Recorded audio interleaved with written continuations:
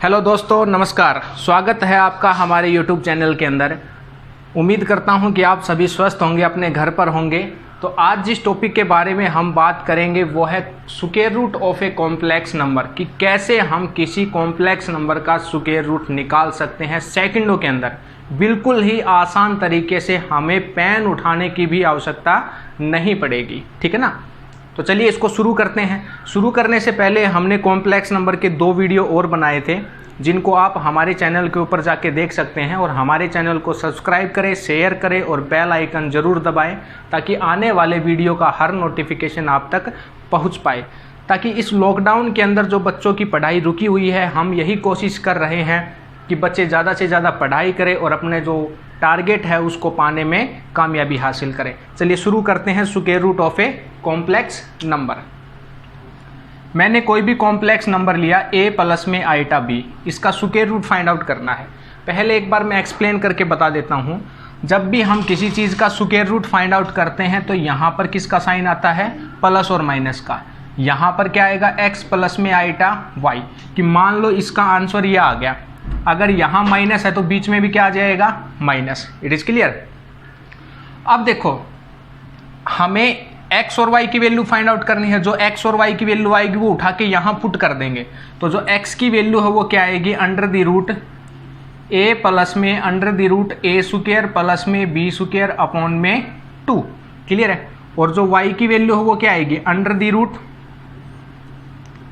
a square plus b square minus a by 2। ये अपनी x की वैल्यू आएगी, ये अपनी y की वैल्यू आएगी। a अपना यहाँ से डिफाइन करेंगे, b भी यहाँ से डिफाइन करेंगे। अब x और y की दोनों की वैल्यू यहाँ पुट करेंगे, अपना सॉल्यूशन आ जाएगा। अब देखो, मैं एग्जाम्पल के तौर के ऊपर अगर मान के चलूँ 7 प्लस में 24 आइटा, सही है भाई? ये मैंने सपोज कर लिया। अब यहाँ से मैं इसका सॉल्यूशन निकालता हूँ, तो इसका जो सॉल्यूशन है वो क्या आएगा? प्लस माइनस में x प्लस में आइटा y। देखो यहाँ किसका साइन है? प्लस का, तो यहाँ बीच में भी क्या आएगा? प्लस आएगा। अब a का रोल कौन प्ले कर रहा है? 7, और b का रोल कौन प्ले कर रहा है? 24। तो x की वैल्यू फाइंड आउट करते हैं। x की वैल्यू क्या थी अपने पास में? a प्लस में under the root a square plus b square. Okay, a की वैल्यू क्या है? 7 प्लस में अंडर द रूट a का स्क्वायर, 7 का स्क्वायर करेंगे 49, 24 का स्क्वायर करेंगे 576 और अपॉन में 2। तो x की वैल्यू क्या निकल के आएगी भी अपने पास में? अंडर द रूट, ये तो 7 ही रहेगा, प्लस माइनस। इसको जब सोल्व करेंगे कितना हो जाएगा? 625 अपॉन में 2। ये जो 2 है ये भी रूट के अंदर है। अब देखो, यहाँ से सोल्व करता हूँ मैं, तो यहाँ से क्या रिजल्ट आएगा? 7 प्लस में 625 का रूट निकालेंगे तो कितना आएगा? 25 अपॉन में 2। और जब 7 में 25 जोड़ेंगे तो कितना हो जाएगा? 32 अपॉन में 2। ओके, इसको काटेंगे तो 16 पे कट जाएगा। 16 का जो रूट है वो क्या आएगा? 4। तो x की वैल्यू जो है वो अपने पास कितनी आ गई? 4। उसको मैं यहाँ लिख लेता हूँ, x = 4। ओके, इसी तरह मैं y की वैल्यू फाइंड आउट करूँगा। तो जो y की वैल्यू है वो क्या हो जाएगी अपने पास में? अंडर द रूट, ये वाली टर्म आगे लेनी है। ये वाली टर्म कितनी थी? रूट 625। रूट 625 का मतलब 25। 25 माइनस में 7 अपॉन में 2। बस एक ही फाइंड आउट करना, दूसरा डायरेक्ट लिखेंगे। यहाँ से क्या आएगा? 25 में से 7 गया तो क्या बचेगा? 18 अपॉन में 2, काटेंगे तो 9, और 9 का रूट क्या आएगा? 3। ओके, अब y की वैल्यू अपने पास में क्या आ गई भाई? 3। तो y = कितना आ गया? 3। अब ये x और y दोनों उठा के यहाँ पुट करूँगा मैं, तो आंसर क्या आएगा? प्लस माइनस में 4 प्लस में 3 iota. That is our answer. ठीक है ना? अगर प्रॉपर तरीके से करना है तो ऐसे हम इसका सॉल्यूशन फाइंड आउट करेंगे। क्लियर है? अब अगर यही क्वेश्चन हमारे सामने एग्जाम के अंदर आता है और फिर हमें इसका सॉल्यूशन फाइंड आउट करना है, तो सेकंडों में कैसे हम इसका सॉल्यूशन फाइंड आउट करेंगे, इस चीज़ को समझते हैं एक बार। हमारे सामने एग्जाम के अंदर ये क्वेश्चन आया कि अंडर द रूट 7 प्लस में 24 iota. Under the root 7 plus में 24 आइटा, सही है? अब इसका जो सॉल्यूशन फाइंड आउट करेंगे, देखो क्या है, ऑप्शंस जो है वो अपने पास में क्या मिलेंगे? पहला ऑप्शन प्लस माइनस में 3 प्लस में 4 iota, B option plus minus में 4 प्लस में 3 आइटा, सी ऑप्शन 4 माइनस में 3 iota plus minus, D option plus minus में 3 माइनस में 4 आइटा। सही है? पहला काम क्या करना है, यहाँ पर क्या है प्लस का साइन, सही है। तो देखो बीच में भी आंसर में भी क्या आएगा प्लस, दोनों ऑप्शन अपने क्या हो गए कैंसिल। अपने पास सिर्फ कितने ऑप्शन बच गए, 2 ही ऑप्शन बच गए। समझ में आ गया। पहला तरीका तो हमने सीखा डायरेक्ट फॉर्मूले में पुट करके फाइंड आउट कर सकते हैं। दूसरा तरीका क्या करना है, 2 ऑप्शन अपने पास कट हो गए, इसके बाद क्या करना है, जो ऑप्शन बच गया उसका स्क्वायर कर दो, ऑप्शन का स्क्वायर।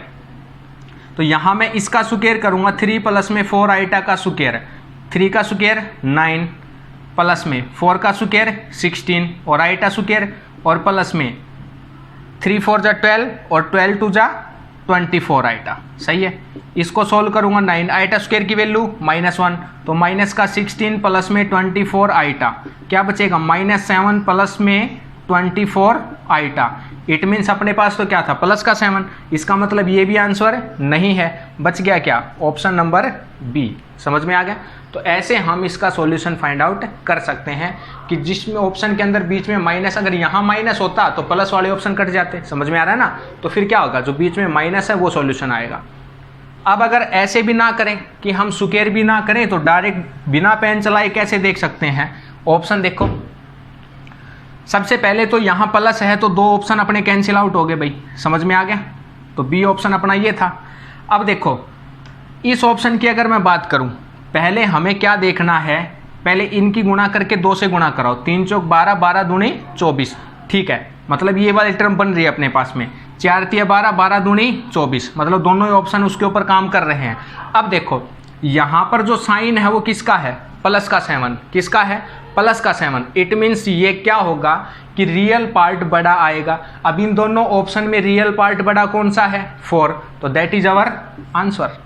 समझ में आ गया। तो ये अपना क्या हो जाएगा आंसर, हमें कुछ ही नहीं करना। अब मान लो इसकी जगह आप कहोगे सर कि रियल पार्ट बड़ा होना चाहिए, तो मान लो मैंने ऐसे लिख दिया 5 प्लस में 2 आइटा, बोलोगे अगर इस ऑप्शन की जगह मैं ये ऑप्शन लिखता हूँ मान लो, तो ये आंसर होना चाहिए क्योंकि रियल पार्ट तो इसमें बड़ा। लेकिन मैंने क्या बोला, पहले इन दोनों की गुणा करके 2 से मल्टीप्लाई करवाएंगे, 5 2 जा 10, 10 2 जा 20, लेकिन यहाँ पर क्या है 24, इट मीन्स 12, 12 2 जा 24। समझ में आ गया। तो इनकी जो मल्टीप्लाई है उसको 2 से गुणा करवाएंगे, वो यहाँ जो नंबर होगा वो बनना चाहिए। समझ में आ गया। तो बिल्कुल सिंपल। एक और क्वेश्चन इसका हम देखते हैं कि कैसे हम इसका सॉल्यूशन निकालेंगे। अगर ऐसा आ गया, √5 प्लस में 12 आइटा, ये आ गया, सही है। अब देखो यहाँ से भी इसका सॉल्यूशन क्या होगा, ऑप्शंस लिखता हूँ मैं। पहला ऑप्शन है प्लस माइनस में 3 प्लस में 2 आइटा, बी ऑप्शन है प्लस माइनस में 3 माइनस में 2 आइटा, सी ऑप्शन है प्लस माइनस में 2 प्लस में 3 आइटा, और जो डी ऑप्शन है प्लस माइनस में 5 प्लस में 2 आइटा। समझ में आ गया। अब देखो यहाँ अगर मैं बात करूँ बीच में पॉजिटिव साइन है तो नेगेटिव वाला एक ऑप्शन अपना कट गया। समझ में आ गया। अब दूसरी जो बात है देखने की वो क्या है कि यहाँ पर जो रियल पार्ट है वो क्या है पॉजिटिव। समझ में आ गया। तो इसका मतलब क्या हुआ कि जो रियल पार्ट है वो बड़ा आएगा, बड़ा आएगा तो यहाँ रियल पार्ट छोटा है, ये भी कैंसिल हो गया। समझ में आ गया। अब देखो 3, ये 12 बनना चाहिए, 3 2 जा 6, 6 2 जा 12, 5 2 जा 10, 10 2 जा 20, मतलब ये भी नहीं आएगा। तो बच गया क्या, दैट इज अवर आंसर। बिल्कुल सिंपल, हमें कुछ ही नहीं करना, बस ऑप्शंस को देखना है और सॉल्यूशन फाइंड आउट करना है। क्लियर है। देखो यहाँ से रियल पार्ट बड़ा है। अब अगर यहाँ मान लो माइनस का साइन होता, अगर मैं यहाँ माइनस का साइन ले लेता हूँ, अगला क्वेश्चन बना देता हूँ माइनस के साइन के साथ, तो देखो उसमें क्या बनेगा। अगर कहोगे कि सर माइनस का साइन ले लिया, माइनस का 5 लिया, तब ऑप्शंस अपने क्या क्या आएंगे, उनको एक बार देख लेते हैं कि क्या अपना सॉल्यूशन बन जाएगा। ये बात चेक कर लेते हैं। प्लस माइनस में 3 प्लस में 2 आइटा, प्लस माइनस में 3 माइनस में 2 आइटा, प्लस माइनस में 2 प्लस में 3 आइटा, प्लस माइनस में 5 माइनस में 2 आइटा, ऐसा कुछ भी बना लिया मैंने, ए बी सी और डी। ठीक है ना। अब देखो यहाँ प्लस का साइन है, बीच में देखना है, पहले प्लस का साइन है तो प्लस वाला ही आंसर आएगा। तो ये दोनों ऑप्शन अपने क्या हो गए, कैंसिल आउट। ओके।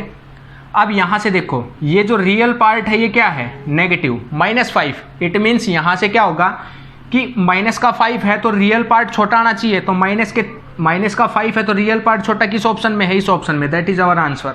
ओके, या इसका स्क्वायर करके देख सकते हैं, अपना क्वेश्चन बन जाएगा जो स्क्वायर रूट के अंदर है। समझ में आ गया? तो कॉम्प्लेक्स नंबर का स्क्वायर रूट कभी भी बोलेगा तो हम विद इन सेकेंड के अंदर इसका सॉल्यूशन फाइंड आउट कर सकते हैं विदाउट पेन का यूज किए। हम डायरेक्ट ऑप्शन को चेक करेंगे और इसका सॉल्यूशन हमें मिल जाएगा। समझ में आ गया? ओके, तो चलिए अब आगे चलते हैं।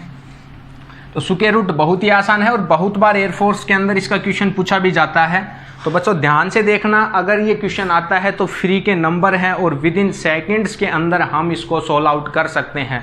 हमारे पास एग्जाम के अंदर टाइम मैनेजमेंट बहुत ही बड़ा रोल प्ले करता है और अगर कहीं स्क्वायर रूट का क्वेश्चन आ गया तो मतलब ये हुआ कि हम उसको फटाफट सेकंडों में सॉल्व करेंगे और वो जो बचा हुआ टाइम है इस क्वेश्चन का वो अगले क्वेश्चन के ऊपर लगाएंगे। ठीक है ना? अब मैं चलता हूं polar form of a complex number. Polar form of a complex number, सही है कि किसी भी कॉम्प्लेक्स की पोलर फॉर्म हम कैसे फाइंड आउट करेंगे। देखो अभी तक जो हमने पढ़ा था z equal to X plus में आइटा वाई, ये जो x और y होते हैं अपने कैसे कोऑर्डिनेट होते हैं? Cartesian coordinate. कैसे होते हैं? Cartesian coordinate. तो ये तो कार्टेशियन फॉर्म होगी। जो पोलर कोऑर्डिनेट अपने होते हैं r, थीटा और फाई। समझ में आ गया? पोलर कोऑर्डिनेट अपने क्या होते हैं? r, थीटा और फाई। अब इनके बारे में अगर मैं डिस्कस करूं तो z अपना कोई भी कॉम्प्लेक्स नंबर है x प्लस में आइटा y। जो पोलर कोऑर्डिनेट होता है उसमें x को क्या मानते हैं? r कोस ऑफ थीटा और y को क्या मानते हैं? r sine of theta. तो अगर मैं x और y की वैल्यू यहाँ पुट करूँ तो z equal to r cos of theta plus में iota r sine of theta, यही बनेगा ना? Iota r sine theta. अगर मैं इसमें से r को कॉमन निकाल लूँ, कोस थीटा प्लस में आइटा साइन थीटा, ये z की क्या आ गई? अपनी पोलर फॉर्म। समझ में आ गया? अब पोलर फॉर्म अगर किसी क्वेश्चन की फाइंड आउट करनी है तो यहाँ हमें दो चीज़ें चाहिए, एक तो r चाहिए और एक थीटा चाहिए। तो क्यों ना मैं इसको इक्वेशन फर्स्ट मानूँ, इसको इक्वेशन सेकंड मानूँ। अगर मैं यहाँ क्या करता हूँ? स्क्वेयरिंग और adding, squaring and adding, equation first and second. अगर फर्स्ट और सेकंड दोनों इक्वेशन को मैं जोड़ दूं स्क्वायर करके तो क्या रिजल्ट मिलेगा? एक्स स्क्वायर प्लस में Y square that is equal to r square cos square theta plus में r square sine square theta. R square इन दोनों में से कॉमन लेंगे तो क्या बचेगा भाई? कोस स्क्वायर थीटा प्लस में साइन स्क्वायर थीटा। और cos square theta plus sine square theta क्या होता है? ट्रिग्नोमेट्रिक इनइक्वालिटी है, दैट इज आवर 1। तो are square x square plus में वाई स्क्वायर, तो आर स्क्वायर क्या आ गया? एक्स स्क्वायर प्लस में वाई स्क्वायर। जब आर की वैल्यू निकालेंगे तो under the root X square plus में वाई स्क्वायर, ये किसकी वैल्यू आ गई? आर की। और जो आर है वो पॉजिटिव ही लेना है क्योंकि आर यहाँ पर क्या है? Radius vector. कि जब हम किसी इसको डिस्प्ले करेंगे किसी वेक्टर को तो जो ऐसे जब इसको डिफाइन करेंगे तो ये जो चीज़ होगी ये अपनी आर होगी। आर अपना क्या है? Radius vector. ठीक है ना? और रेडियस वेक्टर हमेशा क्या होता है? पॉजिटिव। क्लियर है? तो आर की वैल्यू तो मिल गई, अब बच गया थीटा। अगर मैं यहाँ क्या करता हूँ? डिवाइड कर दूँ दोनों को, y is equal to R sine theta upon में x, तो भाग करेंगे तो क्या आएगा? r cos of theta, r से r कट गया तो y upon X that is equal to क्या आएगा? Tangent theta. y upon X that is equal to क्या आ गया? Tangent theta. और थीटा इज इक्वल टू क्या आएगा? Tan inverse y upon X. समझ में आ गया? Tan inverse y upon x मिल गया भाई हमें। ठीक है ना? तो अब यहाँ से देखो, अब मैं दोनों चीज़ों को अगर ध्यान से लिखूँ एक साथ तो क्या रिजल्ट अपने पास निकल के आया, देखते हैं एक बार। तो z is equal to R into में कोस ऑफ थीटा प्लस में आइटा साइन ऑफ थीटा। अब यहाँ से अगर मैं बात करूँ r की वैल्यू क्या है? Under the root X square plus में वाई स्क्वायर। और थीटा की वैल्यू क्या है? Tan inverse y upon X. और ये जो चीज़ है थीटा, जो एंगल अपना निकलेगा, इसी को हम क्या बोलते हैं? Argument of a complex number. कि अगर हमें किसी भी कॉम्प्लेक्स नंबर का आर्गूमेंट निकालना है तो थीटा फाइंड आउट करेंगे। तो थीटा क्या होगा? Ten inverse y by x. It is clear? ठीक है ना? तो अब अगर मान लो मैं सिंपल सी फॉर्म लेके चलता हूँ, ठीक है ना? डिफिकल्ट नहीं लेंगे, बिल्कुल सिंपल सा समझाता हूँ। 1 प्लस में आइटा ये मिल गया भाई। अब इसको पोलर फॉर्म के अंदर कन्वर्ट करना है। तो देखो x इजुकल टू क्या है 1 और y इजुकल टू भी क्या है 1। x और y दोनों क्या है 1 और 1, क्योंकि रियल पार्ट भी 1 है, इमेजिनरी पार्ट भी 1 है। पहले r फाइंड आउट करते हैं, अंडर द रूट x का स्क्वायर प्लस में y का स्क्वायर कितना आ जाएगा अंडर रूट 2। तो r इजुकल टू कितना आ गया अंडर रूट 2। अगर मैं बात करूं थीटा की, थीटा यहां से क्या आएगा tan inverse y by x, तो theta equal to tan inverse y की वैल्यू भी 1 x की भी 1, तो क्या आएगा tan इनवर्स 1, और tan इनवर्स 1 कहां पर होता है पाई बाई 4 के ऊपर। समझ में आ गया, tan इनवर्स 1 कहां होता है पाई बाई 4। इट मीन्स r की वैल्यू अंडर रूट 2 आ गई और थीटा की वैल्यू पाई बाई 4 आ गई।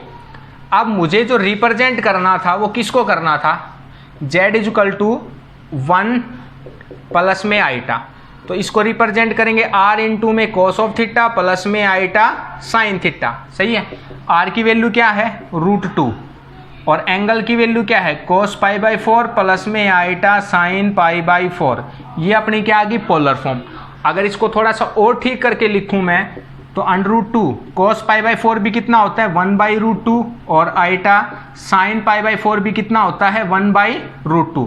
तो ये जो है ये इसकी क्या निकल के आ गई पोलर फॉर्म। समझ में आ गया। अब देखो आंसर को क्रॉस चेक कैसे करेंगे, जब यहां से इसको काटूंगा मैं, देखो रूट 2 से रूट 2 कटेगा तो अपना जो आंसर वो क्या आएगा 1 प्लस में आएगा। ऐसे हम क्वेश्चन को क्रॉस चेक भी कर सकते हैं कि वहां जो एंगल दिया हुआ है उसकी वैल्यू पुट कर दें, उसको ब्रेक करके वैल्यू पुट कर दें और फिर देखें उसका सॉल्यूशन आ रहा है कि नहीं आ रहा, हमारा क्वेश्चन एज इट इज बन रहा है कि नहीं बन रहा। समझ में आ गया। तो कोई भी कॉम्प्लेक्स नंबर है उसकी पोलर फॉर्म के बारे में ऐसे हम डिस्कस कर सकते हैं, ठीक है ना। इसके जो और क्वेश्चंस हैं वो हम एक और वीडियो बनाएंगे स्पेशल, जिसके अंदर हम स्क्वायर रूट और कॉम्प्लेक्स नंबर के जो आर्गूमेंट है उसके क्वेश्चंस डाल लेंगे, काफ़ी क्वेश्चंस बनाएंगे। लेकिन उससे पहले जो हम डिस्कस करते हैं आर्गूमेंट के ऊपर 2-3 बातें और डिस्कस करता हूँ मैं। आर्गूमेंट की मैंने यहाँ बात की, सही है ना, मैंने बात की अभी अभी किसकी, आर्गूमेंट की, argument of a complex number. सही है। तो argument of a complex number जो है वो अपने पास में क्या था, theta that is equal to tan inverse y by X, यही था भाई, theta is equal to tan inverse y by X. Okay, ये अपना क्या है y है और ये क्या है x। अब अगर देखो दो क्वेश्चन हैं बहुत इंपॉर्टेंट हैं जो बार बार रिपीट होते हैं एग्जाम के अंदर और डायरेक्ट पूछे जाते हैं, उनके बारे में डिस्कस करते हैं। सबसे पहली बात तो ये कि अगर मैं निकालूं आर्गूमेंट ऑफ z प्लस में z बार और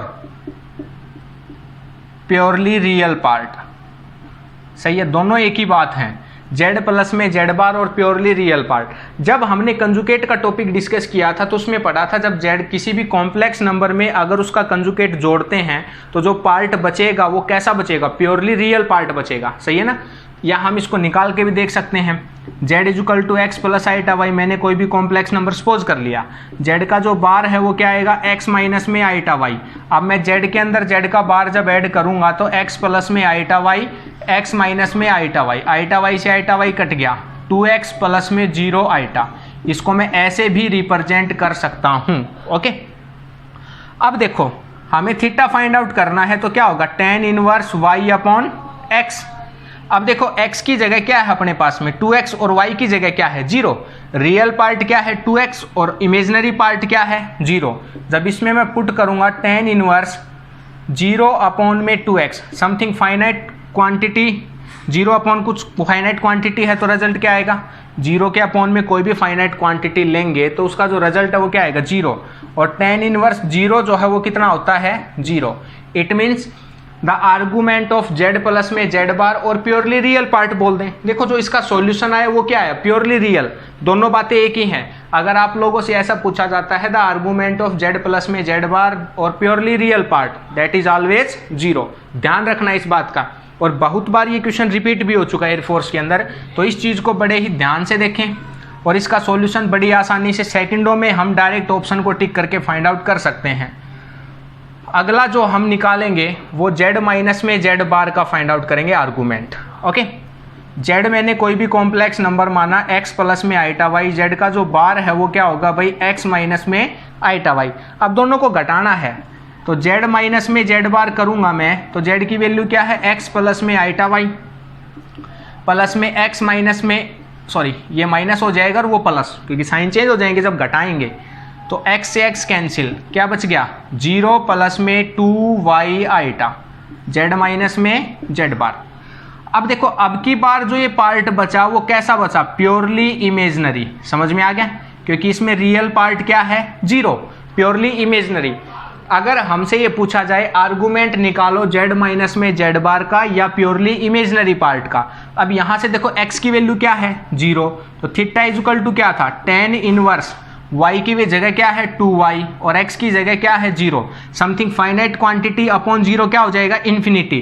तो रिजल्ट क्या आएगा tan इनवर्स इन्फिनिटी, और tan इनवर्स इन्फिनिटी कहां पर होता है भाई, π/2 के ऊपर, 90 डिग्री के ऊपर। तो जो इसका आर्गुमेंट है, जो एंगल है वो कितना आ गया π/2। समझ में आ गया, क्लियर है ना। तो इसको भी बड़ी आसानी से सोल्व आउट कर सकते हैं हम, डायरेक्ट ऑप्शन में आएगा π/2, हम फटाफट उसका सॉल्यूशन पुटअप करेंगे। और तीसरा जो पार्ट है अगर उसको भी मैं देखूं, z मल्टीप्लाई में z बार, क्लियर है कि इसका जो आर्गुमेंट है वो क्या आएगा।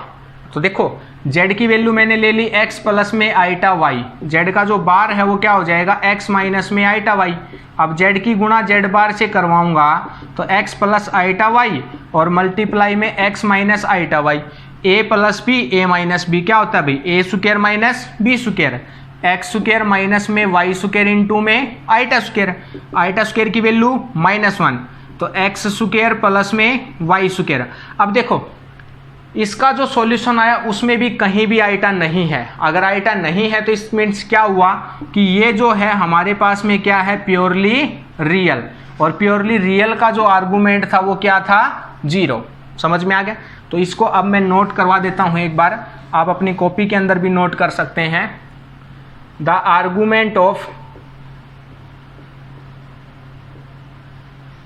argument of z प्लस में z बार या z इंटू में z बार या प्योरली रियल पार्ट, कभी भी अगर ऐसा हमसे पूछा जाता है इज